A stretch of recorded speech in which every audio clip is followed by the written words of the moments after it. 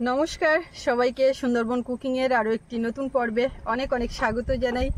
এখন সকালবেলা সব কাজকর্ম সেরে চান করে যাচ্ছি রান্নার দিকে।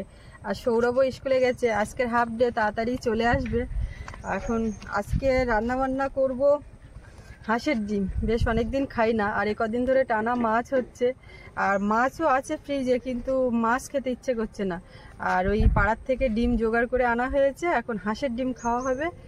আর সঙ্গে একটু শাক সবজি তুলবো ভাবছি, একটু শাক রান্না করব আর ডিমের কারি হবে। এই হচ্ছে আজকের রান্না খাওয়া। আর চারিদিকে তো রোদ ঝলমলে আকাশ, মাঝে মধ্যে মেঘলা হাওয়া আছে, সব মিলিয়ে মিশিয়ে ভালো ওয়েদার। দুপুরবেলার দিকের এই ওয়েদারটা যথেষ্ট ভালো দিচ্ছে, খুব গরম না। আর এদিকে নদীতে ভাটা এখনো জোয়ার লেগেছে, জল উঠছে, আস্তে আস্তে উঠবে। এই আবার কথা বলতে বলতে কিন্তু একটু চড়া রৌদ্র দিল, আবার কিছুক্ষণ পরে মেঘলা হয়ে যাচ্ছে, এইরকম চলছে। তবে হাওয়াটা বেশ ভালোই আছে। আকাশের এই দিকটা দেখুন কতটা নীল, তারপরে সাদা পেঁজা তুলোর মতো, তারপরে বর্ষার মেঘ কালো, আবার এই দিকে নীল। আকাশ থেকে নেমে আসছো নাকি? কেন সেরকম মনে হচ্ছে? একদম ক্যামেরাটা তুমি ওইভাবে ধরেছো বলে তোমার ওইরকম লাগছে। আকাশ কোথায় আর আমি কোথায়? রাস্তার উপরটা মনে হচ্ছে যেন আকাশের সঙ্গে মিশে আছে, পড়েছে এরকম লাগছে, তাই তো? আমাদের এই রাস্তা, তারপরে এই নামার এই সিঁড়ি, এই ধাপগুলো হওয়ায় কত সুবিধা হয়েছে। না হলে বর্ষাকালে টালে একটা খুব সমস্যা, কাদা হয়ে যেত। এখন রাস্তা কাদা থাকলেও এ মাথা থেকে ও মাথা হাঁটাচলা করতেও আমাদের সমস্যা নেই। তো এখন একটু শাক তুলবো আর তারপরে রান্নাঘরের দিকে যাব। তো আপনারা সম্পূর্ণ পর্বটা সঙ্গে থাকুন, আপনাদের ভালো লাগবে। আর যারা এখন আমাদের চ্যানেলটি সাবস্ক্রাইব করেননি, প্লিজ চ্যানেলটি সাবস্ক্রাইব করে সবাই পাশে থাকবেন।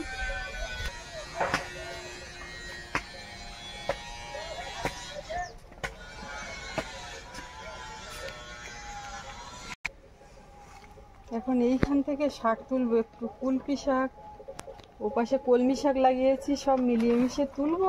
শাক রান্না করবো না কুলপি শাক সেদ্ধ খাবো? সেদ্ধ। তাহলে শুধু এইরকম এই শাক তুলো, কলমি শাকও সেদ্ধ করা যায়, একসাথেই করো না, একসঙ্গে করে মাখা করে খাই। একদম পুকুরের মধ্যে আকাশটাকে ধরে ফেলেছি। তাই তো।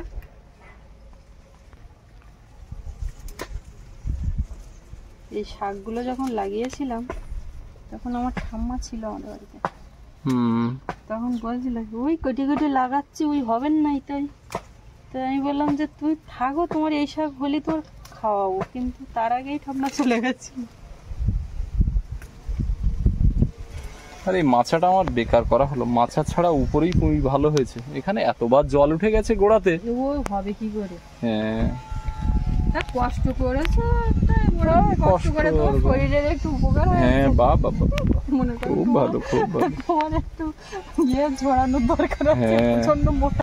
অথচ মাছা ছাড়া এখানের পুঁই শাকটা দেখো, অর্ধেকটা তো ইয়ের মধ্যে, কাঠের মধ্যে ঢুকে গেছিল। ওখান থেকে আগা কেটে দাও, ওখান থেকে সব ওই ইয়ে বেরোবে, আবার ডোক ছাড়বে।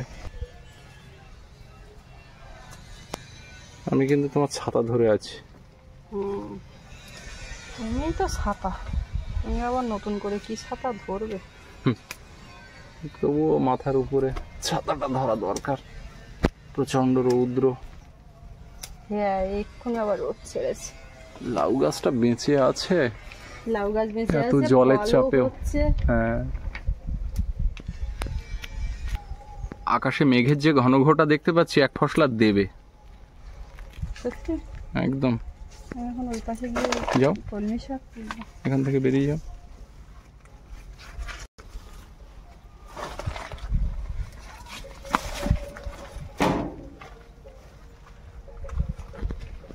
এই পাশে এসো, এখানে দাঁড়াও, দেখো কি সুন্দর। এখানে তো প্রাকৃতিক এসি,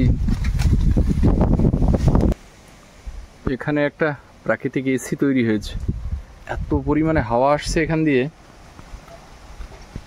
এ তোমার সিম গাছ কি হয়েছে? এই তো সিমের চারা, পেছন দিকে সব ছাগলে খেয়ে খেয়ে। না এই তো সিমের চারা বের হয়েছে, এ হবে কি? ছাগলে খেয়ে এই তো হয়ে আছে, একটা আছে, এখন হবে কিনা। ওই পাশেও হয়েছে, তা ওই পোকা লাগছে।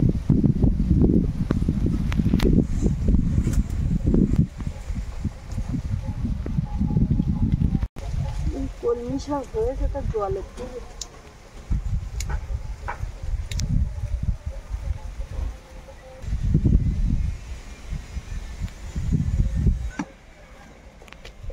এখানে সেই তাল খেয়ে ফেলা হয়েছিল না, তালের শ্বাস খেতে হবে। হোক শ্বাস আগে, আগে পুরানো গুলো মনে হয়েছে নাকি? ঠিক আছে, চাল ডাল ধুয়ে তাড়াতাড়ি বসিয়ে দিই। এই শাকগুলো এইগুলো তুলে নিয়েছি, এখন বাছতে হবে। এটা আছে ডিম, হাঁসের ডিম, বেশ বড় বড় সাইজের। হাঁসের ডিমটা আমার বেশ পছন্দ, এটা তো এর আগেও বলেছি, অনেকেই পছন্দ করেন। এটা অশ্বডিম্ব নয়, হংসডিম্ব। হ্যাঁ, আর এখানে আলু আছে, ছোট সাইজের আলু। এত সব লাগবে? লোক তো কম না। আচ্ছা ঠিক আছে, আলুর দাম বেড়ে গেছে বলে এরকম নাকি? না, আলুর দাম আর বেড়েছে কই, বেড়েছে তো রসুনের দাম। রসুন কম, 100 রসুনের যা দাম 1 কেজি আলুর তাই দাম, তার থেকেও বরং কম। রসুন 40 টাকা শ কিনলাম এই হাটে। আমি বলতে চাইছি আলুটা এই হাটে এত ছোট আসলো কেন? ভালো আলু পাইনি, একটু বড় আলুগুলো কি আলু? গুড়ে আলু? না না, অবশ্যই এর থেকে এক সাইজ যেগুলো ছোট 4 কেজি 100, আর এটা 3 কেজি 100, আর একটা 35 টাকা কেজি। সেই আলুটা আমরা আসলে লেটে বাজারে যাই তো, আর আলু বস্তা ঢাললে বাঁচতে বাঁচতে সেই কাটা পোগড়া। তবে এইরকম সাইজের আলু এই কাটতে গিয়ে যে ঝামেলা, সেদ্ধ করে রান্না করে বেটে। না না, এগুলো একেবারে ছোট আলু বলো না। না, আমি বলেছি প্রথমেই তো বললাম যে একেবারে ছোট না, এর থেকে ছোটগুলো গুড়ে। তো আমাদের ওই বাগান থেকে যখন ওঠে, বড়গুলো খাটের তলায় গুছিয়ে রেখে দিয়ে আর এই ছোটগুলো খেতে থাকি। ওগুলো গড়িয়ে চলে যায়, ওই জন্য গুড়ে আলু। একেবারে চালটাও ধুয়ে নিচ্ছি, জল টল সব তোলা আছে। উনুন জ্বালিয়ে দেবো। আজকে ডিমের তরকারি, বিশাল আনন্দ হচ্ছে। ডিমের তরকারি। আমার ওই 4টে রানার হাঁস ছিল, ইন্ডিয়ান রানার, সাদা লম্বা লম্বা বড় বড়, রাজহাঁসের মতনই বোধহয় ওরকম বড় বড়, কিন্তু ওগুলো দেখতে একটু, না রাজহাঁসের মতো অত বড় হয় না, তবুও মানে দেখতে পুরোটাই সাদা। তাই এই ডিমের সাইজ দেখছি আর বলছি এর ডবল হয়ে যেত। রাজহাঁস আর পাতি হাঁসের মাঝামাঝি একটা সাইজ, কিন্তু ওর মাংসটা দারুণ সুস্বাদু। মাংস আর একটা একটা ডিম খেলে হয়ে যাবে। আর ওই হাঁসের ওই ডিম বিক্রি করতাম 20 টাকা পিস। এমনি দেশিগুলো, এই যেগুলো আমরা কিনছি ওখানে 10 টাকা কি 12 টাকা, আর ওই হাঁসের ডিমটা 20 টাকা করে বিক্রি হতো। বেশিরভাগ লোক নিয়ে যেত, খাওয়ার থেকে বেশি টাকা করতো যে পত্তন করা, মানে বাচ্চা লোক। 4 পিস আমার ছিল। উনুনে এখন কাঠ সাজিয়ে দিই, জ্বালিয়ে দেবো। তোমার কথাই মনে হচ্ছে সত্যি হবে। কেন বলবো? মেঘলা হয়ে আসছে না, বৃষ্টি আসবে আসবে না একটা ব্যাপার। বৃষ্টি হবে, মেলায় যাবে, আটকানো যাবে না। মেলায় যাবে, মেলায় তো আমাদের ওরকম কোনো বাধ্যবাধকতা নেই। সন্ধ্যাবেলার দিকটা একটু সময় কাটানো, গল্প করা। আমাদের মনসা পূজার যে মেলা জটিরামপুর, এখানে দুটো হয়, আরেকটা হয় 10 নম্বর লাহিড়িপুর। তো সেখানে মেলাটা একটু পিছিয়ে দেওয়া হয়েছিল। মেলা কমিটি মনে করেছিল যে 3টে মেলা একসঙ্গে হলে লোকজন কম হবে।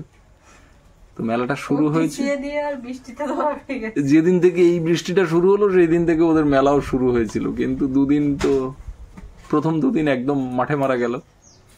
কালকের থেকে হয়েছে। ওখানে যাই, একটু বন্ধু বান্ধব আছে, মেলা কমিটির লোকজনও আছে, আবার ওদিকে কমলটাও আছে। মেলায় গিয়ে খাও কি? কিচ্ছু খাই না, একটু চা। গিয়ে খাও কি মানে এমন ভাবে বলছে প্রতিদিন মেলাই যাই? না না, 2 দিন গেছি। কোথায়? 1 দিন গেছি। কালকে গেছে। হ্যাঁ, আর তার আগে 1 দিন।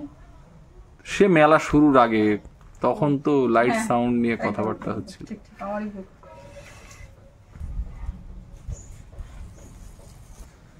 আবার কদিন পরে মেলা, মেলা তো শুরু হয়ে গেছে। দুর্গা পূজা, কালী পূজা আমাদের বড় মেলা, তারপর জগদ্ধাত্রী, রাস, একটার পর একটা মেলা। এই কয়েক বছর ধরে হনুমান মেলা, বসন্ত মেলা, শ্রীকৃষ্ণের বসন্ত মেলা বলে একটা মেলা হচ্ছে, তারপরে 51 হাত কালী মেলা। 51 হাত না, 51 ফুট উচ্চতার কালী পূজা, 7 দিনের মেলা, 10 দিনের। হ্যাঁ, তারপরে যমরাজকেও টেনে আনা হয়েছে, যমরাজ মেলা। আমি ভুলে যাচ্ছি, মনে করার চেষ্টা করছি তো। মেলা শেষ।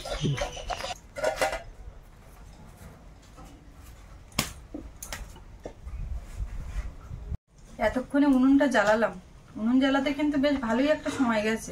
বেগ পেতে হলো। হাওয়াও একটু আজকে উল্টো পাল্টা দিচ্ছে তো, হাওয়া আছে। তো উনুনটা জ্বালিয়ে দিলাম, ওদিকে হতে থাক, আমি শাকগুলো বেছে নিই। ততক্ষণে আমি ও মাথার থেকে ঘুরে এলাম। তাহলে কুলপি আর কলমি এই 2 ভাই একসঙ্গে আজকে। ভাই না বোন, তুমি বুঝলে কি করে? ওই হলো আর কি। তুই বললে ওরা 2 ভাই, ওরা তো 2 বোনেও হতে পারে। তাহলে 2 রকম শাক একসঙ্গে সেদ্ধ করে মাখা হবে। পেঁয়াজ আর ভাজা লঙ্কা দিয়ে মাখবে নাকি?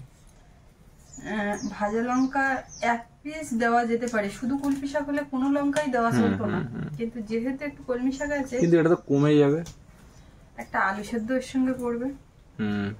বেশ একটা সবুজ সবুজ একটা ব্যাপার চলে আসবে।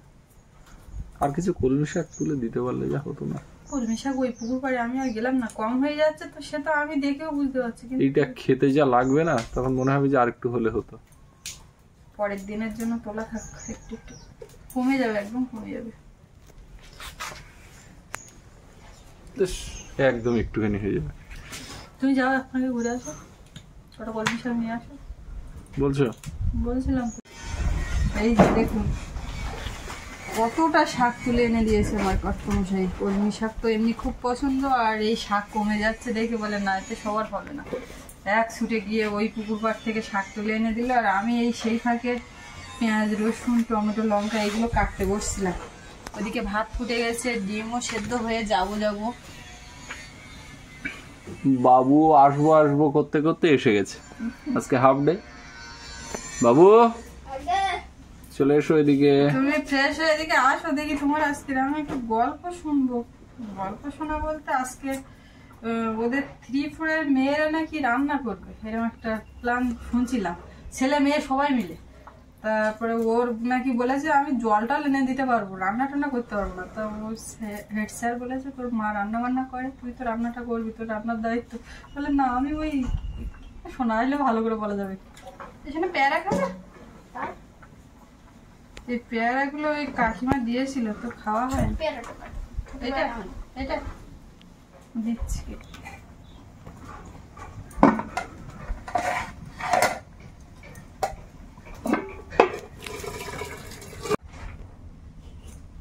কলমি শাক বাবু খায়?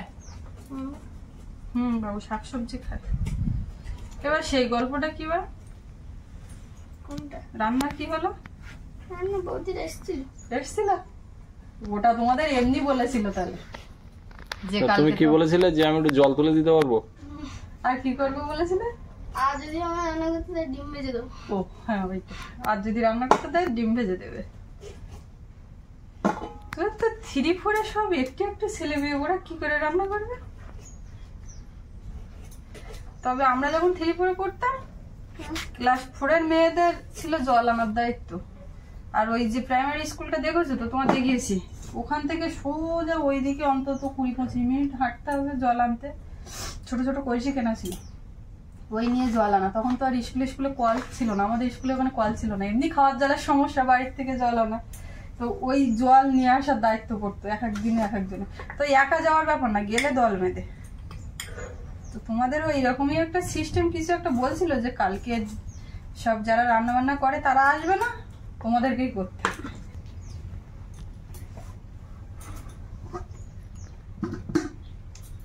আলু ডিম এখনো হয়নি, হয়ে গেছে। আমরা আগে পেয়ারা খেয়ে নিই, তো বাবু এসছে।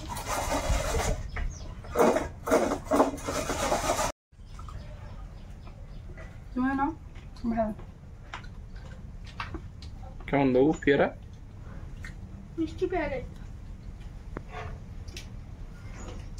ফলটা এরকম হাত ধরে থাকলে, এখানে ছিল তাই মনে উঠছে, এটা গুছিয়ে রাখলে তখন আর খেতে মনে হয় না।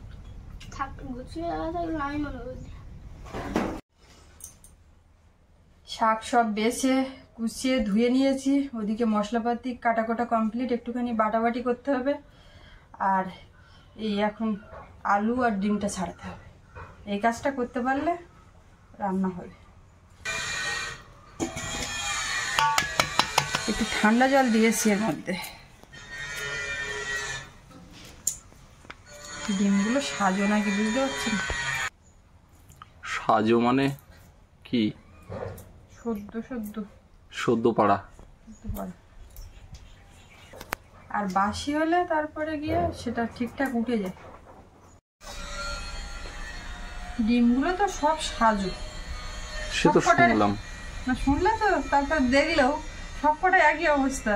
তো এই আলু আর ডিম ছাড়ানোতে কিন্তু আমার কর্তামশাই আমাকে হেল্প করেছে। আমি একার পক্ষে তাড়াতাড়ি করা সম্ভব ছিল। ডিম সব খাবলা খাবলা উঠে যাচ্ছে।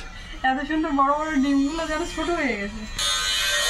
ওই যে বিল্ডিংটাতে কাজ হচ্ছে আর বিকট শব্দ আসছে।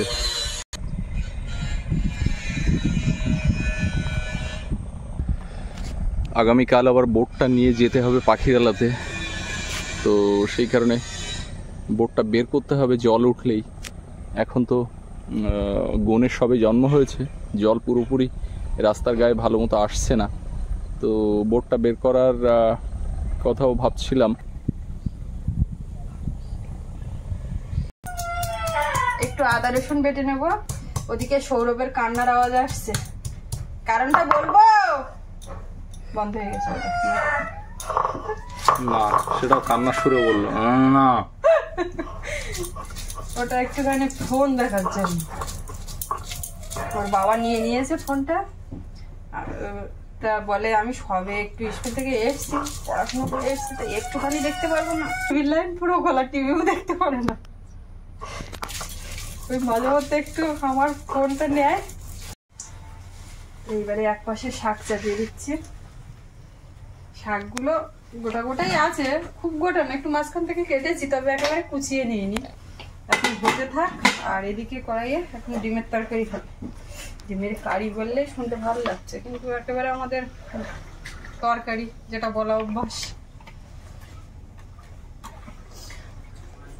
আলুগুলো প্রথমে ভেজে নেব, একটু হলুদ আর লবণ দেবো।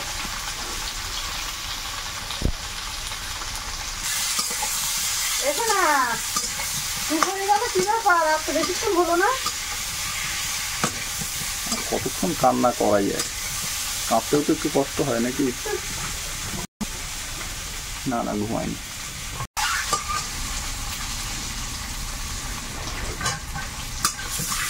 আলুটা লাল লাল করে ভেজে নিয়েছি, আর এখন ডিমটা একটু লবণ হলুদ দিয়ে ভেজে তুলে নিচ্ছি। আগুনের মতো লাল হয়ে গেল ডিমগুলো। না, আজকে হবে না, জ্বলছে এইবারে একেবারে এমন জ্বলা ঠেকানো দাঁড়া। তেলের মধ্যে গরম মশলা, গোটা গরম মশলা, পেঁয়াজ বেশি আর তেল দিলাম না। আলুটাও তেল দিয়ে ভাজা, ডিমটাও তেল দিয়ে ভাজা। তুমি ঝালটা ভেজে নিলে না? সেই মনে করালে তো এখন রাতে দিয়ে কিছু করার নেই। তার মানে মনে ছিল না। এটা আর কাঁচা লঙ্কা, লবণ সব কিছুতে দেওয়া, সেই বুঝে অল্প একটু লবণ, একটু হলুদ গুঁড়ো, সামান্য একটু লঙ্কা গুঁড়ো দেবো, আর জিরে গুঁড়ো আর ধনে গুঁড়োটা দিয়ে দেবো। মশলাটাকে ভালো করে কষিয়ে নিতে হবে। একটু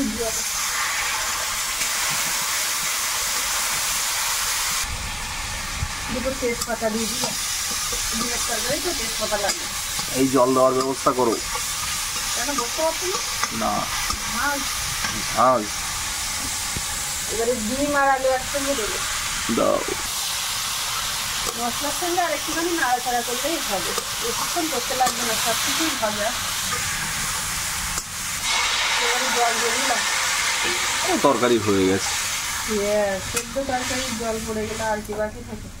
গরম মশলাটাই দিতে হবে না? রান্নাটা হয়ে আসছে, একটুখানি গরম মশলা গুঁড়ো দেবো।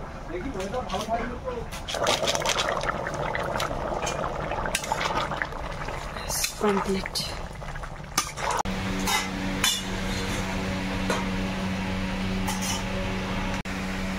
শেষে আবার দুটো লঙ্কা ভেজে এখন শাকটাকে মাখা করে নেবো। দুটো ভেজেছি, একটা দেবো। একটু কাঁচা পেঁয়াজ, সর্ষের তেল আর লবণ দিয়ে এটা মাখবো।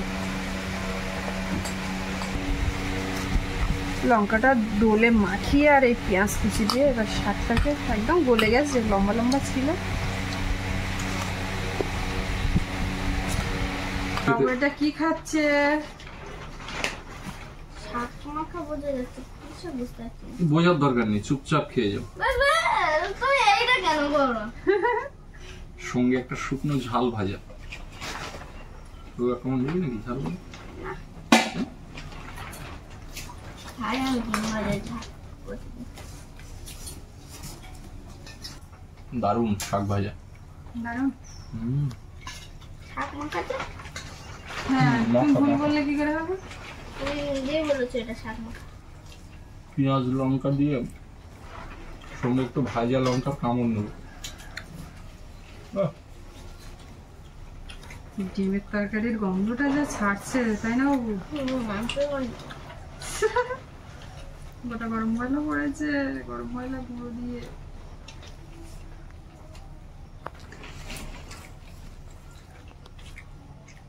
শাক ভাজা একরকম স্বাদ, এই সেদ্ধ করে মাখা তারও একরকম, অন্যরকম। আমার মনে হয় তেল টেল দিয়ে ভাজাভুজি করার থেকে এইভাবে খাওয়া বেশি উপকার।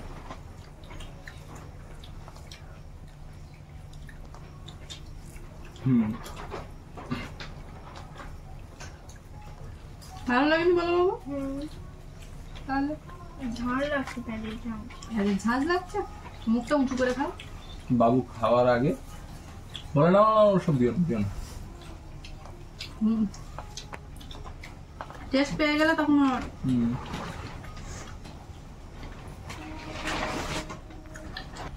দেখো তো মা। কমপ্লিট। বাবা হ্যাঁ,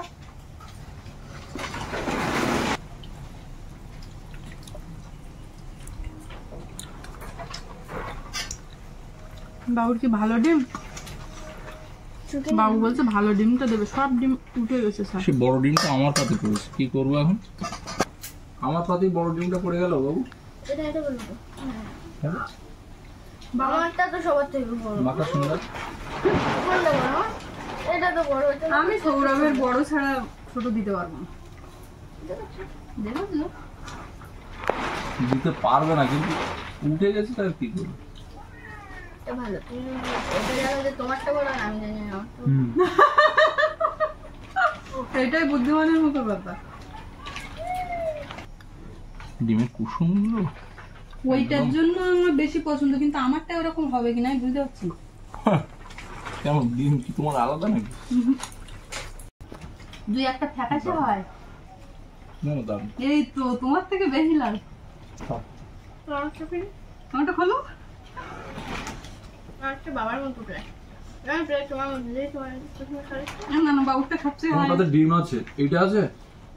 হ্যাঁ ওই তো ভাইটা বাকিতে রেখে দিচ্ছি। আমরা এই যে খুশি মনে হাঁসের ডিম খাচ্ছি, এটাতেই মনে হবে কারোর কারোর যে কি এমন খাচ্ছে যে এমন করছে। অল্পতেই আমরা খুশি। আর সত্যি সত্যি এই বাবুর ডিমটা কিন্তু ফ্যাকাশে, দেখো। না, না। বললে আবার পাল্টাতে Light হবে এর নাকি তার কোনো ঠিক নেই বাবা। তুমি এক কাজ করো তো, একটু ঝোল দাও। মার কালারও তো একই, আমার কালারের মতো। দেখো ভালো করে লক্ষ্য করো। আমার তো বহুত তরল। বাবুরা একটু তরকারি ভাত টাত কিছু লাগবে নাকি? আজকে তো ডিমের তরকারিটা বেশ তোমার দুটো ডিম না? ভালো খাচ্ছে। আর সৌরভের বাবা ওর পেছনে চলে আসছে, দুটো ডিম পড়েছে। একটা ডিম খেয়ে ফেলেছি, আর এই যে আমারও তো। বা খেলেও তো তুমি আমার বাবা, তুমিই খাচ্ছ। তো খাওয়া দাওয়া চলছে, আর আজকে পর্বটা এখানে শেষ করব। এটা তো তুমি খাওয়া যে আমি খাওয়া তাই। আপনাদের সম্পূর্ণ পর্বটা কেমন লাগলো কমেন্টে জানাবেন। আর সবাই ভালো থাকবেন, দেখা হচ্ছে আগামীকাল। আর এতক্ষণ সাথে থাকার জন্য সকলকে অনেক অনেক ধন্যবাদ।